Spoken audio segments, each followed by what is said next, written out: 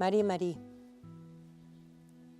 muchas veces a lo largo de esta rastrillada Ranquel hemos tocado el tema del genocidio del Estado argentino hacia los pueblos indígenas, específicamente en hechos puntuales hacia el pueblo Ranquel. Este año, en el 2024, se van a cumplir, sin embargo, 100 años de otra masacre, una masacre que estaba mucho más al norte, en lo que llamaban el Desierto Verde. Se cumplen 100 años de la masacre de Napalpí y queríamos compartir con ustedes un análisis a cargo de historiadores, abogados y la propia gente de esos pueblos que nos cuenten qué significó y qué significa para ellos Napalpí y qué cambió este juicio al Estado argentino declarándolo como crimen de lesa humanidad. Vamos a conocerlos. En Napalpí fue una de las tantas, porque no fue, digamos, solamente lo ocurrió en Napalpí en julio de 1924, alguna de las masacres que nosotros desde hace años intentamos insertar en un proceso histórico de mayor alcance y que tiene que ver con la protesta de varios grupos indígenas, especialmente Como y Mocoit, de la reducción de Napalpí y el intento de salir de ahí, digamos, de pedir condiciones, de emigrar a otros ingenios azucareros, y una feroz represión que se extendió durante días, que contó con un avión que bombardeó a la población y ocasionó la muerte aproximada de más de 400 personas de estas comunidades de la reducción. Eso es lo que se conoce como la masacre de Napalpí. ¿Se mantuvo el relato oral de la masacre de Napalpí? ¿Qué le contaban las abuelas y los abuelos a los nietos, por ejemplo, de este hecho? Sí, se mantuvo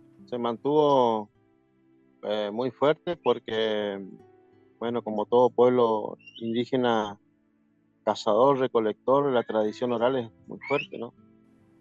Si bien es un tema medio llamado tabú por las cuestiones muy, la barbarie que se ha realizado, ¿no? Ahí, ustedes conocerán que se han hecho vejámenes muy terribles. Pero sí se conservaba más a los chicos diciéndole que, que eran trabajadores, reclamando su paga, que en ningún momento fue una sublevación y que bueno, que el Estado terminó con un trabajo bien sistematizado para aniquilar ese último, digámoslo, grito de paz. Creo que uno de los puntapiés iniciales que dio fue el libro de Vidal Mario, que cuenta un poco más, que como no es indígena, se atrevió a escribir un poco más de manera elocuente qué ha sucedido. Y eso impactó mucho porque tuvimos que empezar a cambiar el lenguaje en nuestros niños hubieron cosas más terribles. No solamente la matanza directa, sino este, hechos escandalosos, digámoslo así. Todo eso sucedió antes de que empiece el juicio, cuando se empezó ya a visibilizar a nivel nacional sería el trabajo que se estaba haciendo aquí. ¿Por qué es importante Napalpí o por qué, o qué claves hay que tener en cuenta para entender Napalpí? La palabra clave acá es reducción, la reducción.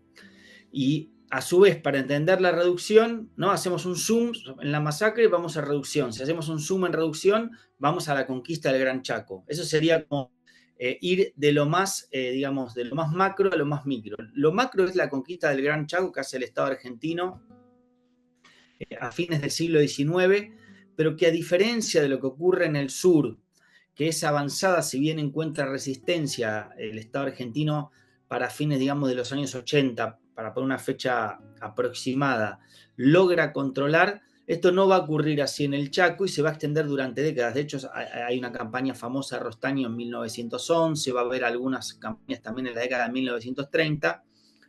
Y lo que se buscaba con esas poblaciones, una vez sometidas, era, vamos a tener un doble proceso de entrega y privatización de tierras, y a partir de la década de 1910 se va a tomar la decisión de que gran parte de esa población quede a merced, digamos, de estos agentes privados o del Estado, trabajando en distintas, depende de la época, puede ser los obrajes, el quebracho, en el algodón, o sea, va a ir cambiando esto. Y Napalpí va a inaugurar este proceso en 1911, es la única que hay en el actual territorio del Chaco. Recordemos que para aquella época toda esa zona que el Estado Nacional conquista por ley, la ley 1532, pasa a ser territorio nacional, o sea, no hay gobernador, no votan, digamos, sino que es un territorio que pertenece exclusivamente a la nación.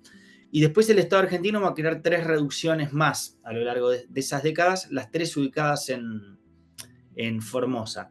Napalpí va a ser la más importante y la más conocida, y luego de 10 años de funcionamiento es cuando tiene lugar esta masacre. Esto no va a dar lugar al cierre de la reducción, que la mayoría de ellas van a quedar vigentes y en funcionamiento hasta el fin del peronismo. O sea que, a diferencia de lo que pasa en el sur, el Chaco tiene esta particularidad que es estas reducciones estatales, ¿sí? Donde la población trabaja para el Estado para vender después esa producción. Ahora, yo creo, o supongo, que la protesta se debe haber originado porque para que protesten luego de haber sido reducidos, haberle robado las tierras y todo, es porque quizás la situación ya era insalvable y bueno, y de mucha vulnerabilidad y abuso. Entonces la pregunta mía es, según la investigación y según los relatos, ¿qué fue lo que desencadenó esta protesta? ¿Qué tipo de abusos? ¿Qué tipo de situación? Sí. Lo que empieza por el final, lo que desata es que los indígenas toman la decisión, además de la protesta, de migrar a ingenios azucareros de otras provincias, con lo cual la reducción hubiera perdido la razón de ser, porque se le va la mano de obra. Esa fue la razón principal. ¿Ellos no eran libres de trasladarse? Bueno, ahí es donde hay una cuestión un poco más, digamos, gris, en donde supuestamente eran libres, pero el tema es que para poder circular por el territorio, esas patronales, esos funcionarios que trabajaban en las reducciones, les firmaban permisos.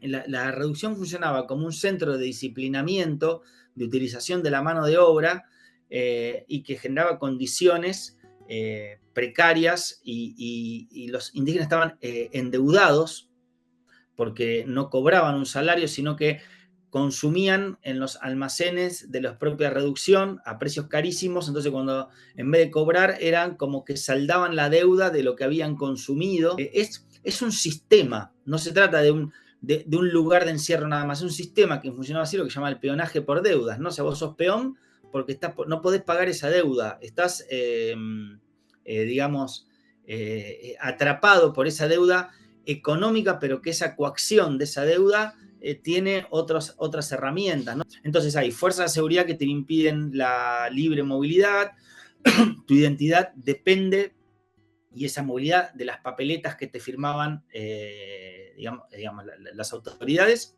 Y no solo eso, sino que en distintas investigaciones se ha comprobado que muchas veces había una cierta catalogación de los indígenas y se les pagaba de acuerdo a cómo se comportaban. O a veces, por eso también los echaban, porque se pueden ir, sí, incluso los echaban porque sabían que echándolos afuera y sin una papeleta estaban, digamos, en condiciones paupérrimas, porque además de la mano de todo esto, yo lo mencioné muy al pasar, se iba privatizando el espacio. Entonces no es que salías y seguía estando, digamos, el bosque o el tipo de hábitat, ¿no? Que estaba. Entonces, la verdad que era una situación extremadamente dura y difícil.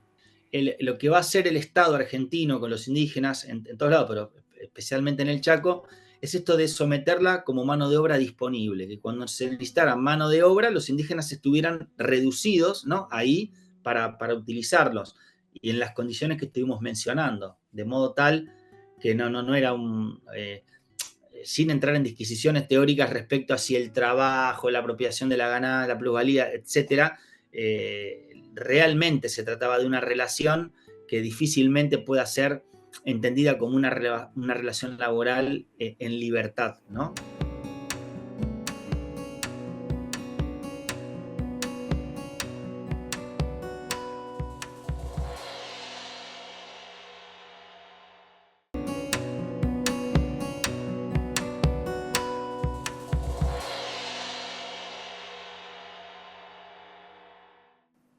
Mariano, ¿qué fue exactamente lo que pasó en Napalpí? ¿Cuál fue el hecho en sí? O sea, la represión. ¿Cómo empezó? ¿Cómo sucedió? Sí, la represión no fue, es una pregunta muy importante que me haces, ¿por qué? Porque a veces se piensa en la masacre como si fuera una catástrofe natural, ¿no? Como si de golpe llueve. Y esto no fue así. También lo cito mucho porque, bueno, es uno de los grandes especialistas en el tema, Marcelo Musante, eh, demuestra que desde muchos días previos, cuando ya el rumor digamos, de que los indígenas estaban, digamos, enojados o se estaban organizando, la gendarmería va a apostar gente, va a mandar, o sea, se va a ir preparando para esa masacre, ¿sí? Y va a enviar fuerzas. Y esto está demostrado muchas veces, abro un paréntesis que es interesante, al menos para los que trabajamos estas cosas, porque muchas de estas cosas se saben no tanto por la orden en sí misma, sino por cuando uno revisa y analiza a veces planillas de pagos. Entonces lo que vos encontrás ahí es que cientos de oficiales de Fuerza de Seguridad son enviados al Chaco y después les pagan por esa tarea, ¿no? Entonces hay movilización de tropas previas. Y bueno, ahí está el famoso avión, que hay una foto de ese avión que toma el investigador alemán Nietzsche, en el cual también algunas voces todavía ya no, pero hace unos años cuando esto empezó a tomar, esto tuvo durante muchísimas décadas totalmente silenciado el tema, e incluso como mecanismo de defensa de las propias comunidades. No es que las comunidades lo contaban a viva voz y nadie lo cubría, sino que como un hecho de, digamos, de preservarse, de preservación, las comunidades tampoco lo contaban. Pero una de las abuelas contaba que desde ese avión que le instalan digamos, una especie de ametralladora, pasan primero y tiran caramelos, tiran dulces para que los chicos salieran al descampado para después ametrallarlos. Así que fue una represión, una avanzada que fue por aire, fue por tierra, e incluso muchos logran escapar después cruzando por distintos lados, pero hay persecuciones que duran, no me acuerdo en qué diario contaban, una semana después, o no me acuerdo si era alguien, un funcionario que cuenta que ya ha pasado una semana y todavía sigue la cacería de indígenas, decía, ¿no? De indios, como que, digamos, no querían testigos de lo que había ocurrido ahí. Eso, más allá del proceso, que es muy importante entenderlo, la masacre en sí misma se trata de un hecho aberrante, de un crimen, ¿no? Digamos, de un crimen de lesa humanidad, podría decirse, que después se encarna, después cuando hablemos del juicio, en un proceso genocida, pero ya el hecho en sí mismo es una de las masacres más grandes de la historia argentina y hasta podría decirse que es el bautismo de fuego de la aviación, que siempre se habla de los terribles bombardeos a Plaza de Mayo en 1955, pero estos 30 años antes. Así que yo creo, una de las masacres más grandes que hubo en la historia argentina, digamos, por la magnitud. Porque fue la matanza y después están las consecuencias, que los que sobrevivieron, hijos, después fueron nietos, que se le impidió hablar la lengua materna en las escuelas, y no solamente se le impidió, yo creo que por sobrevivencia ocultaron su lengua materna también, de no hablarle a sus descendientes, hijos, nietos, para preservarlo de que no los maten. Porque un poco tiempo después de la masacre de Napalpí, 1924, otro grupo también es asesinado en la masacre de Zapallar, que es en San Martín actual. O sea, siguió la Y represión del Estado. claro, Mucho claro, tiempo eso más. siguió, o sea que, y hay distintos niveles de degradación de las lenguas. Y nosotros veíamos con preocupación eso, entonces dijimos, bueno, que el Estado Nacional ponga los recursos para iniciar un verdadero trabajo a corto, mediano y largo plazo de reparación lingüística. El fallo de la justicia determina que, bueno, comprueba todo lo que sucede, que estuvimos hablando en la masacre, lo menciona, o sea, lo determina como un proceso, como un crimen de lesa humanidad, o sea, que afecta a la humanidad entera justamente por su magnitud. Y lo que termina, digamos, para nosotros es muy importante, de entenderla no como un hecho aislado, sino que es un hecho que se inscribe en un proceso de larga data, en un proceso genocida de larga data, que tiene que ver justo lo que estábamos hablando, que es el del avance del Estado argentino sobre las poblaciones indígenas y de prácticas genocidas que van desde el asesinato, que es lo que uno entiende cuando, digamos, hay una masacre, hasta la apropiación de niños, la tortura, la de impedir los nacimientos, la reproducción del grupo, los traslados masivos que también hay, bueno, los encierros, y eso es muy Es importante. decir, declara, reconoce la justicia que el Estado argentino viene cometiendo un genocidio contra los pueblos indígenas. Exactamente. Esa es la parte, digamos, más importante. Recordemos que es un juicio por la verdad, no tiene, digamos, hay un juicio en Napalpí que tuvo en su momento responsabilidad civil, pero en este caso es un juicio por la verdad que implica buscar la verdad histórica y que el Estado produzca algún tipo de resarcimientos para las víctimas. El fallo es muy importante y propone además una serie de acciones de reparación para las víctimas. Y yo creo que debe ser profundamente una reparación histórica, que abarcaría varios puntos para mí.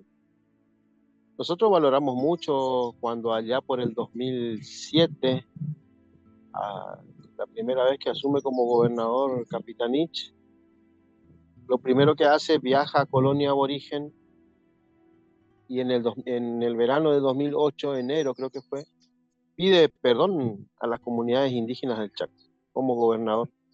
Un gesto muy fuerte, y nosotros desde esa fecha para acá hemos tenido bastantes derechos que hemos adquirido como pueblos indígenas, como ampliación de derechos y reparación histórica. Ahora, ¿qué falta? Es para lo que es la localidad a donde está ubicado actualmente Napalpí, que serían los lotes 40, 39 y 38. Y que las familias directas puedan recibir no sé si un resarcimiento económico, pero sí por parte del Estado Nacional tiene que pedir perdón. Todavía falta el perdón del Estado Nacional, porque creemos que ese es el camino. No solamente por lo de Napalpí, sino por lo de la campaña al desierto y la campaña acá al Chaco. Entonces, a raíz de eso, podemos nosotros encarar un trabajo. Y este trabajo de reparación histórica, que para mí debe ser, es que se debe mejorar todo lo que es la infraestructura de la colonia. Hay algo que a mí me pareció muy interesante, digamos, una vuelta que le encontró el tribunal o un giro, que yo coincido con esto, no me lo esperaba, pero me pareció correcto, o al menos no se me había ocurrido, básicamente, que es que cuando leen el fallo dicen que el propio juicio por la verdad ya es un acto de reparación. Y al principio cuando lo dijeron me quedé como pensando a qué referí, y después pensándolo más en frío, y claro, tiene razón, porque la verdad que el juicio en sí mismo movilizó tanto, yo seguía las notas de aquel entonces, y esto tiene que ver también con los medios públicos, que se vieron, una de las medidas es que los medios públicos cubrieran el tema y los dejaran en sus portales, también que los organismos públicos como la Secretaría de Derechos Humanos, por ejemplo, siguiera todos los avances o estas medidas. Tuvo una gran repercusión a nivel internacional el juicio. Yo recuerdo, entre otras, al leer medios en Irlanda, la BBC de Inglaterra, la Deutsche Welle en Alemania, El País de España, en México, en Latinoamérica diría casi todos los países. O sea, Esto generó un ruido o digamos, se puso el ojo sobre este proceso, y después también había medidas que eran, por ejemplo, le reconocía al Chaco algo que es verdad, que es que ya hace años el Chaco generó una política de digamos, no me acuerdo si fue en el 2008 o en el 2009, la provincia del Chaco hace un acto de pedir disculpas a las comunidades Comimo-Coit. Eso a nivel nacional, por ejemplo, el Estado nunca lo hizo. Sí, lo hizo con los crímenes de la dictadura, pero no lo hizo con los indígenas. Sí lo hace el Chaco como provincia. Y también hay obras artísticas o murales, y una de las cuestiones que está ahí es que hay un sitio de memoria en donde ocurre la masacre de Napalpí, que tiene el aval del Estado, o sea, está construido, se les consultó a las comunidades cómo querían que fuera y dónde querían que estuviera. Posteriormente, el Ministerio de Educación elaboró en el portal de Educar 2 efemérides, uno que es sobre la masacre de Napalpí y la otra es sobre el propio juicio, o sea que tiene 2 efemérides y además elaboramos materiales para llevar al aula, ¿no? Cómo trabajar este tema. Además de un curso de capacitación docente que se dio durante todo el año 2023, que bueno, ahora cambio de gestión, ya sabemos cómo vienen las cuestiones, eran en cursos de capacitación docente donde no solo se abordaba la masacre de Napalpí, se contaba o sea, la actividad del curso era justamente analizar la sentencia del juicio por la verdad. Así que sí, en varias áreas se avanzó. ¿Y cambió algo después del juicio? Sí, sí, cambió en el sentido de que antes era el esfuerzo de los docentes por seguir preservando la memoria, la verdad, la justicia, y era un esfuerzo de los auxiliares docentes aborígenes, de los maestros bilingües interculturales, los PIP, los profesores interculturales bilingües, y como que a raíz de eso, un poco más ya las instituciones, porque había una cierta resistencia, pero de las instituciones. Solamente los docentes se encargaban de enseñarlo, de volverlo a recordar. Los docentes indígenas me refiero. Después del juicio, la sociedad misma también ya empezó a tomar otra dimensión y a tener en cuenta que eso no debe suceder nunca más y que en la memoria de todos debe estar presente, ¿no? El pedido de perdón desde el Estado argentino a todos nuestros pueblos originarios.